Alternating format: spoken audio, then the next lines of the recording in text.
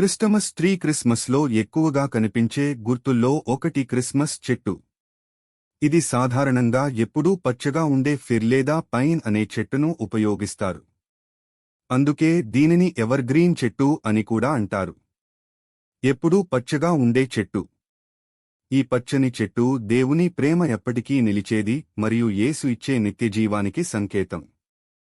చెట్టు క్రింద గిఫ్ట్లు దేవుని గొప్ప బహుమతి. చెట్టు కింద పెట్టే బహుమతులు లోకానికి యేసును ఇచ్చిన దేవుని అతిపెద్ద కానుకను గుర్తుచేస్తాయి. క్రిస్మస్ ట్రీ చరిత్ర.